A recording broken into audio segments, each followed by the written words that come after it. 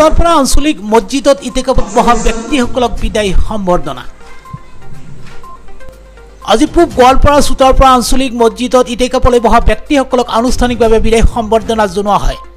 তাৰ বাবে এখন সুন্দৰ অনুষ্ঠানৰ আয়োজন কৰে। সুতাৰপাড়াৰ এটা বৃহত্তৰ আঞ্চলিক মছজিদ, এই মছজিদত অইন বছৰৰ দৰে এবেলি 40 দিনীয়াকৈ আয়োজন কৰিছিল ইতিকাফৰ ব্যৱস্থা। বিভিন্ন প্ৰান্তৰ পৰা মুঠ 46জনীয়া ধৰ্মপ্ৰাণ ব্যক্তিয়ে এই ইতিকাফত অংশগ্ৰহণ কৰিছিল। ৰাইজৰ দান বৰঙণিৰে চলাইছিল ইতিকাফকাৰীসকলৰ খৰচ। সুতাৰপাড়া আঞ্চলিক মছজিদ ইতিকাফ পৰিচালনা সমিতিৰ সভাপতি আব্দুল কায়ুম আৰু সম্পাদক জবেদ আলীৰ তত্ত্বাৱধানত পৰিচালিত ইতিকাফলৈ অহা ব্যক্তিসকলক আনুষ্ঠানিকভাৱে বিদায় দিয়াৰ বাবে এখন অনুষ্ঠানৰ আয়োজন কৰে। সুতাৰপাড়া বিভিন্ন অঞ্চলৰ ব্যক্তিসকলক মাতি আনি ইতিকাফত বহা ব্যক্তিসকলক সামৰি দোৱা মেহফিলৰ আয়োজন কৰে। আজি ইতিকাফলৈ বহা ব্যক্তিসকলক পৰিচালনা সমিতিৰ ফালৰ পৰা এখনকৈ হাজি ৰুমাল, লংগী, গেঞ্জি আৰু তছবিৰে বিদায় সম্বৰ্ধনা জনোৱা হয়। সুতাৰপাড়া আঞ্চলিক মছজিদ প্ৰেক্ষাগৃহত আয়োজন কৰা উক্ত বিদায় সম্বৰ্ধনা অনুষ্ঠানত উপস্থিত থাকে সুতাৰপাড়া কলেজৰ প্ৰাক্তন অধ্যক্ষ আব্দুল বাতেন, সুতাৰপাড়াৰ বিশিষ্ট সমাজকৰ্মী সোহাব আলী মোল্লা, বিভিন্ন অনুষ্ঠানৰ লগত জড়িত বিশিষ্ট ব্যক্তিসকলৰ লগতে বিভিন্ন অঞ্চলৰ পৰা অহা প্ৰায় 300 গৰাকী লোক অনুষ্ঠানখনত অংশগ্ৰহণ কৰে। News desk, Assam live 24। আমি অত্যন্ত সুখী। 11 বছৰ পৰা সূত্ৰপাৰা বজাৰ আঞ্চলিক মছজিদত আমি ইতিকাফ কৰি আহি আছোঁ। আমাৰ এই ইতিকাফৰ জিম্মাদাৰ আলিমুদ্দিন সাহেব নগৰ মহাৰাষ্ট্ৰ, তেখেতৰ নেতৃত্বত এইবাৰ 46জন ব্যক্তি আমাৰ ইয়াত ইতিকাফ পালন কৰিব। সঁচাকৈ আমি তেওঁৰ নেতৃত্বত যিভাৱেই ইতিকাফটো পালন কৰা হয় খুব সুখী হৈছোঁ। আমি বিদায় মুহূৰ্তত আমি সকলোৱে খুব আৱেগিক হৈ পৰিছোঁ।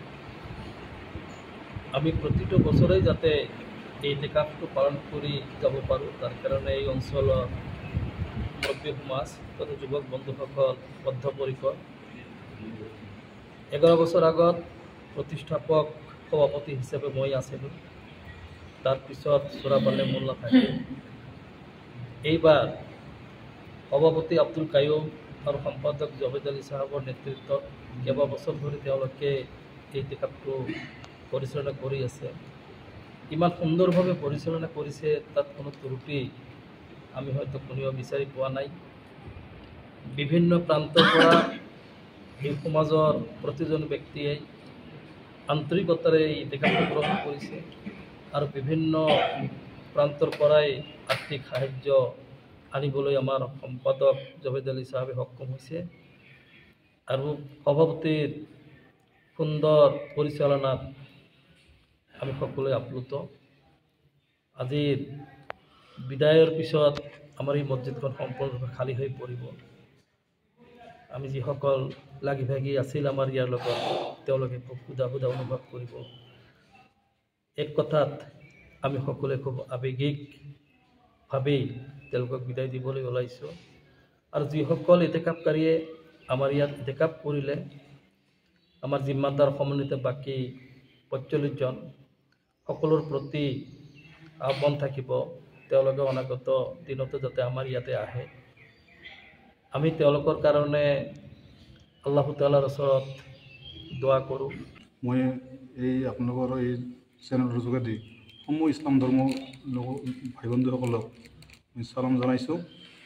মই এইখিনিয়ে ক'ম, আমাৰ এই ইতিকাফটো বিগত 11 বছৰ ধৰি খুব সুন্দৰভাৱে চলি আহি আছে আৰু এই অঞ্চলৰ, এই বৃহত্তৰ অঞ্চলৰ একেবাৰে নগৰপাৰাৰ পৰা আপোনাৰ গোৱালপাৰা, দুধনৈ, বিভিন্ন অঞ্চলৰ পৰা মানুহে এইভাৱে সহায় সহযোগিতা আগবঢ়াইছে।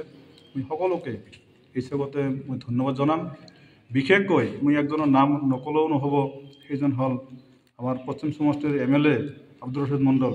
তেখেতে এই আমাৰ ইতিকাফটোৰ খবৰটো পোৱাৰ লগে লগে এক কথাতে তেখেতে মোক কৈছে যে মানুহখিনিক মই একদিনৰ মানে যিখিনি খৰচ যায় মই সম্পূৰ্ণভাৱে মই বহন কৰিম। আৰু তেওঁ একদম আপ্লুতভাৱে মন প্ৰাণ ভৰি তেওঁ যিখিনি আগবঢ়াইছে, তেওঁ দুৱাৰো দৰখাস্ত কৰিছে।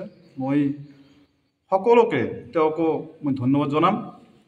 আৰু মই আশা কৰিম আগন্তুক দিনত যাতে ইয়াতকৈ আৰু বেছি মানুহে এই অনুষ্ঠানটোৰ লগত জড়িত হৈ থাকে, বিভিন্ন ধৰণৰ সহায় আগবঢ়ায়, তাৰ কাৰণে মই অনুৰোধ জনাম।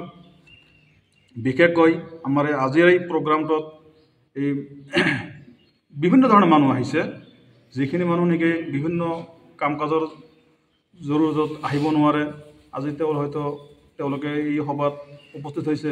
মই তেওঁলোকক লগ পাই নথৈ আনন্দিত